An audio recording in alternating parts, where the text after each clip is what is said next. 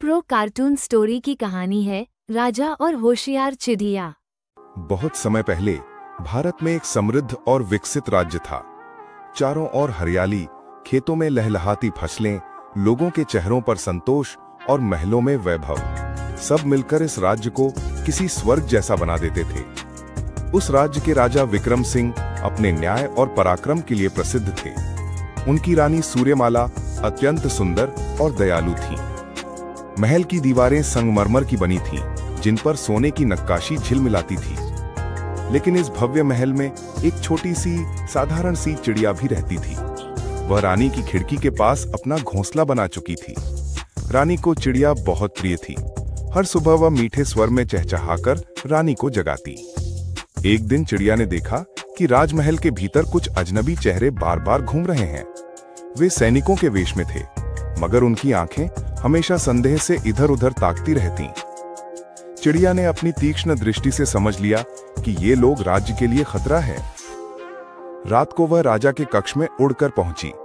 खिड़की की सलाख पर बैठकर बोली, महाराज सावधान रहिए, महल में षड्यंत्र रचा जा रहा है। कुछ लोग धोखा देने वाले हैं। राजा पहले तो हैरान हुए, फिर हंसते हुए बोले, अरे चिड़िया, तू तो बस एक छोटी सी पक्षी है। तुझे राजनीति और महल की बातों का क्या ज्ञान। अब उड़ जा यहां से, मुझे परेशान मत कर। लेकिन चिड़िया बार बार चहकती रही। राजा को लगा कि यह उनका अपमान कर रही है। गुस्से में उन्होंने आदेश दिया, इस चिड़िया को महल से बाहर निकाल दो। अगर फिर से नजर आई तो इसे दंड दिया जाएगा। बेचारी चिड़िया दुखी मन से उड़ गई। कुछ दिन बाद राजमहल में हलचल मच गई। रानी सूर्यमाला का सबसे प्रिय और बहुमूल्य हीरे मोती का हार अचानक गायब हो गया। वह हार पीढ़ियों से राजघराने की धरोहर था। चोरी की खबर से पूरे महल में हड़कंप मच गया। राजा ने सख्त पहरे का आदेश दिया। सैनिकों ने महल को खंगाला, सेवकों से पूछताछ हुई, लेकिन हार कहीं नहीं मिला। रानी उदास रहने लगी। उनके आंसुओं ने राजा का दिल तोड़ दिया। तभी राजा को अचानक उस चिड़िया की याद आई। क्या वही तो सच कह रही थी? क्या वाकई महल में षड्यंत्रकारी लोग घुस आए हैं? राजा ने आदेश दिया कि उस चिड़िया को खोजा जाए। जब सैनिक उसे बगीचे में ढूंढकर लाए तो राजा ने शर्मिंदा होकर कहा, हे छोटी चिड़िया, मैंने तुम्हारी बात पर विश्वास नहीं किया। मुझे क्षमा करो। अब मेरी मदद करो कि मैं अपराधी को पकड़ सकूं। चिड़िया ने अपनी चमकती आंखों से राजा की ओर देखा और बोली, महाराज, सत्य को पहचानना कठिन नहीं। यदि मन साफ हो, मैं आपकी मदद करूंगी, मगर वादा कीजिए, अब कभी छोटे को छोटा मत समझिएगा। राजा ने वादा किया। चिड़िया ने रात को महल की ऊंची दीवारों पर उड़ते हुए चौकसी शुरू की। अपनी नन्ही आंखों से उसने देखा कि वही सैनिक वेशधारी अजनबी लोग गुप्त तहखाने में जा रहे हैं। चुपचाप उनका पीछा करते हुए चिड़िया ने देखा वे लोग हार को एक डिब्बे में छिपाकर राज्य के मानचित्र पर चर्चा कर रहे थे। दरअसल वे पड़ोसी राज्य के गुप्तचर थे, जो न केवल हार चुराकर राज्य को अपमानित करना चाहते थे, बल्कि भीतर से विद्रोह भी फैलाना चाहते थे। चिड़िया तुरंत राजा के पास गई और सब कुछ बता दिया। राजा ने सैनिकों को छिपाकर वहीं भेजा और गुप्तचरों को रंगे हाथ पकड़ लिया। गुप्तचर पकड़े गए तो राजा बहुत खुश हुआ, लेकिन उनके मंत्री ने कहा, महाराज, ये सब एक साधारण चिड़िया के कारण हुआ। अगर कल को ये चिड़िया दुश्मन की मदद करने लगे तो? राजा उलझ गए। क्या चिड़िया पर भरोसा करना उचित है? उन्होंने चिड़िया की परीक्षा लेने का निश्चय किया। उन्होंने रानी का दूसरा हार छिपाकर खुद गायब कर दिया और सबके सामने घोषणा की, रानी का हार फिर चोरी हो गया है। सभी हैरान रह गए। लोग फिर से चिड़िया की ओर देखने लगे। चिड़िया ने तुरंत महल के कोनों की जांच की और थोड़ी देर में हार ढूंढ निकाला, जो राजा ने ही पर्दे के पीछे छिपाया था। राजा ने शर्मिंदा होकर कहा, तुम सचमुच सच्ची और वफादार हो। मैंने तुम्हारी निष्ठा की परीक्षा ली थी। आज से तुम मेरी लाडली हो। लेकिन कहानी यहीं समाप्त नहीं हुई। असली दुश्मन अभी सामने आना बाकी था। चोरी करने वाले गुप्तचर तो पकड़े गए, पर उनके पीछे कौन था? एक रात चिड़िया ने देखा कि राजा का सबसे भरोसेमंद सेनापति गुप्त संदेश लेकर पड़ोसी राज्य के दूत से मिला। असली गद्दार वही था। चिड़िया ने तुरंत राजा को बताया, मगर इस बार राजा ने सोच लिया कि बिना सबूत के वो किसी बड़े सेनापति पर आरोप नहीं लगा सकता। चिड़िया ने हिम्मत नहीं हारी। उसने अपनी चोंच में सेनापति का गुप्त संदेश उठाकर राजा के चरणों में डाल दिया। उसमें लिखा था, हार हमने चुरा लिया है, अब अगली योजना पर अमल होगा। राजा का दिल दहल गया। उन्होंने उसी क्षण सेनापति को गिरफ्तार कर लिया।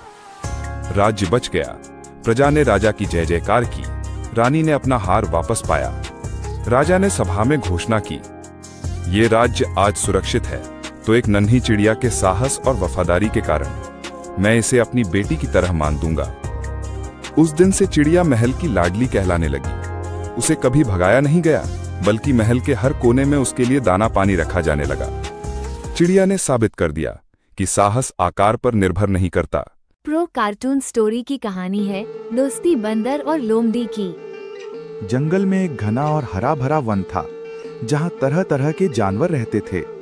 हर जानवर की अपनी एक खास पहचान थी और जंगल में शांति और दोस्ती का माहौल था।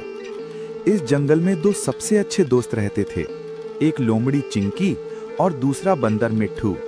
इन दोनों की दोस्ती ऐसी थी कि हर किसी के लिए ये एक मिसाल बन चुकी थी। मगर एक दिन ऐसा हुआ कि इनकी दोस्ती में दरार आ गई और उन्होंने एक दूसरे को अपना शत्रु बना लिया। चिंकी बहुत चतुर और चालाक थी, जबकि मिट्ठू हंसी खुशी और मस्त मौला था। दोनों बचपन से एक साथ खेले थे और जंगल के हर हिस्से को अच्छे से जानते थे। वे मिलकर फल, फूल और मिष्ठानों का आनंद लेते थे। जंगल के सभी जानवर इनकी दोस्ती के कायल थे। हाथी, शेर, गिलहरी और खरगोश भी इन दोनों की मदद करते थे। जब भी किसी को कोई परेशानी होती, ये दोनों अपने तर्क वितर्क और योजना से उसका हल निकालते थे। एक दिन जंगल में एक नया शेर आया। उसका नाम था सिंहराज। सिंहराज ने अपनी ताकत और दहाड़ से जंगल के सारे जानवरों को डर में डाल दिया। वो चाहता था कि जंगल पर उसका शासन हो और उसके बाद कोई भी जानवर उसकी मर्जी के बिना कुछ ना करे। चिंकी और मिट्ठू दोनों ने मिलकर सिंहराज का सामना करने का फैसला किया। दोनों ने जंगल के अन्य जानवरों को एकजुट किया और शेर के खिलाफ योजना बनाई। वे समझते थे कि अगर सभी जानवर एक साथ होंगे तो वे सिंहराज को हरा सकते हैं। मगर सिंहराज का एक चालाक साथी था, एक कौवा जिसका नाम था कागा। कागा ने सिंहराज को बता दिया कि चिंकी और मिट्ठू जंगल में एकता और भाईचारे की बात करते हैं ताकि सब मिलकर उनके खिलाफ खड़े हो सकें। सिंहराज ने अपने साथ कागा को रखा और उसने एक योजना बनाई जिससे वो चिंकी और मिट्ठू के बीच दरार डाल सके। कागा ने सबसे पहले मिट्ठू को ये कहा, तुम हमेशा चिंकी की बात मानते हो, जबकि वो हमेशा अपनी बात मनवाने में लगी रहती है। तुम्हारा क्या होता है? क्या तुम चाहते हो कि वो तुम्हें अपनी परछाई की तरह नियंत्रित करती रहे? मिट्ठू, जो पहले से ही थोड़े बहुत खफा था, ने कागा की बातों में आकर चिंकी से झगड़ा करना शुरू कर दिया। चिंकी ने समझाया, मिट्ठू, हमें एकजुट होकर शेर का सामना करना है, तुम समझते नहीं हो। लेकिन मिट्ठू ने उसे अनसुना किया और कहा, तुम हमेशा मुझे कम समझती हो, अब मैं अपनी राह खुद चुनूंगा। सिंहराज और कागा की चाल ने काम कर लिया। अब चिंकी और मिट्ठू के बीच आपसी विश्वास टूट चुका था। दोनों ने एक दूसरे से बात करना बंद कर दिया और शेर के खिलाफ अपनी अपनी योजनाओं को अलग अलग तरीके से बनाने लगे। चिंकी और मिट्ठू की दुश्मनी ने जंगल में अराजकता फैला दी। जिन जानवरों ने पहले इनकी दोस्ती को मिसाल माना था, अब वे खुद को उलझन में महसूस करने लगे थे। हाथी और गिलहरी की मुलाकातें कम हो गईं। शेर ने इसे अपनी जीत माना और जंगल में अपनी सत्ता को और मजबूत किया। ये स्थिति जंगल के लिए खतरनाक हो गई, क्योंकि अब कोई भी एकजुट नहीं था। एक दिन जब मिट्ठू अकेला ही जंगल में दौड़ते दौड़ते थक गया, वो एक गहरे गड्ढे में गिर पड़ा। ये गड्ढा शेर ने बनाया था ताकि वो किसी भी जानवर को फंसा सके। मिट्ठू परेशान था और मदद के लिए पुकार रहा था, लेकिन जंगल में कोई नहीं आया। तभी चिंकी ने उसे पुकारते सुना। वो तुरंत मिट्ठू के पास पहुंची और अपनी चतुराई से उसे गड्ढे से बाहर निकाला। मिट्ठू ने शर्मिंदा होकर कहा, चिंकी, मैं बहुत गलत था। मैं तुम्हें बिना समझे ही कागा की बातों में आ गया था। मैं तुमसे माफी मांगता हूँ। चिंकी ने मुस्कुराते हुए कहा, मिट्ठू, दोस्ती कभी इतनी कमजोर नहीं होती।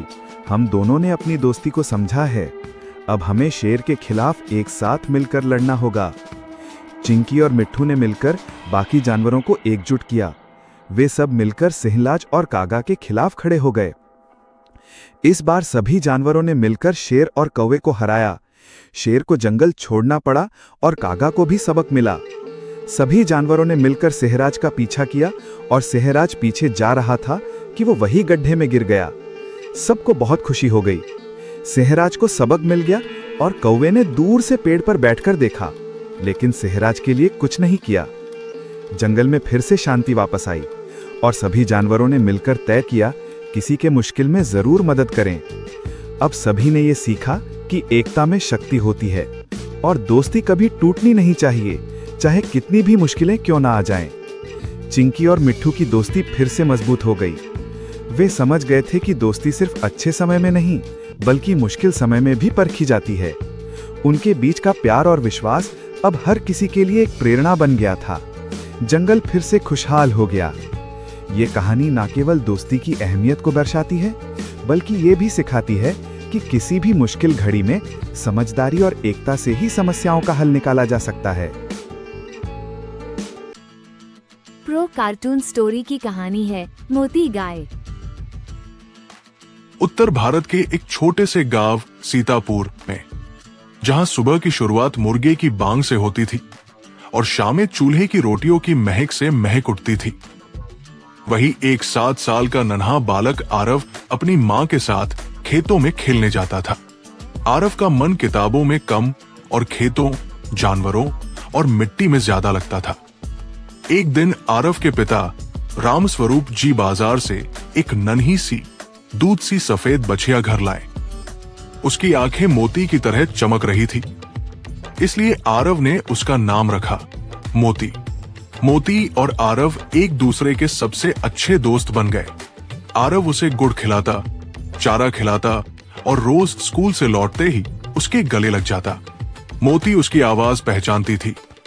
जैसे ही वो मोती मोती पुकारता, वो दौड़कर उसके पास आ जाती, उसके गाल चाटती और पूंछ हिलाती। गांव के लोग अक्सर कहते, ऐसा प्रेम तो इंसानों में भी कम ही होता है। 3 साल बीत गए।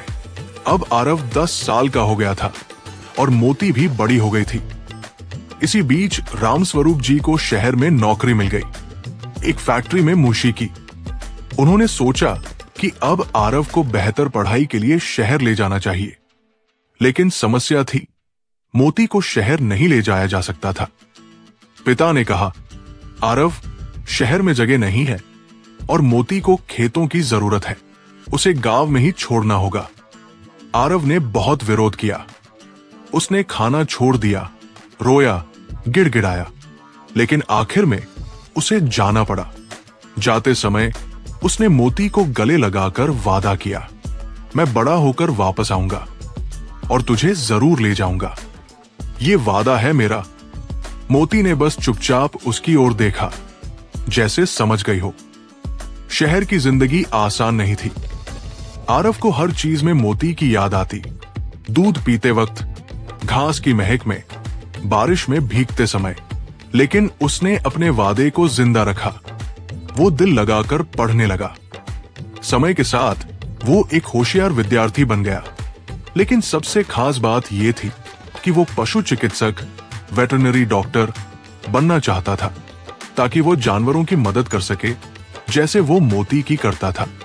वो हर परीक्षा में अव्वल आता गया, स्कूल से कॉलेज, फिर कॉलेज से यूनिवर्सिटी, लेकिन हर कदम पर मोती उसके दिल में जिंदा थी।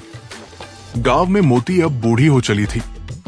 उसे गांव के एक किसान हरिया काका देखभाल कर रहे थे, पर अब वो बीमार रहने लगी थी। लोग कहते थे, अब इसका समय आ गया है, बूढ़ी हो गई है। लेकिन मोती हर उस आवाज पर चौंक जाती जिसमें आरव नाम होता था। कई बार वो आसमान की ओर देखकर जैसे सोचती, वो कब आएगा। एक दिन आरव को एक फोन आया। राष्ट्रीय पशु सेवा केंद्र की ओर से एक एक्सीडेंट हुआ था। एक ट्रक जिसमें कई गायें थी पलट गया था, कुछ गंभीर हालत में थी। जगह थी सीतापुर के पास। आरव का दिल कांप गया। क्या ये वही गांव है? वो तुरंत मौके पर पहुंचा। गायों की हालत गंभीर थी। वो एक एक को देखकर जांच करने लगा। तभी एक कोने में उसे एक कमजोर, बीमार और बूढ़ी गाय दिखी। सफेद शरीर, झुकी हुई गर्दन और वही मोती जैसी आंखें। उसने धीरे से पुकारा, मोती। गाय ने हल्के से गर्दन उठाई, आंखों से आंसू बह निकले और वही पुरानी पहचान, वही जुड़ाव। आरव दौड़कर उसके पास आया, उसे गले लगाया। मैं आ गया मोती, मैंने वादा निभाया। आरव मोती को अपने नए बनाए पशु आश्रय केंद्र ले आया। उसे दवा दी, खाना खिलाया और वही स्नेह जो बचपन में दिया करता था फिर से देने लगा। मोती अब फिर से मुस्कुराने लगी थी। वो अब नहीं दौड़ सकती थी, लेकिन जब भी आरव पास आता वो अपनी आंखों से प्यार बरसाती। आश्रम में आने वाले लोग अक्सर पूछते, ये गाय इतनी खास क्यों है? आरव बस मुस्कुराता और कहता, ये मेरी मां जैसी है। इसने मुझे सिखाया कि सच्चा प्यार क्या होता है। आज आरव एक प्रसिद्ध पशु चिकित्सक है। उसका पशु आश्रय भारत के कई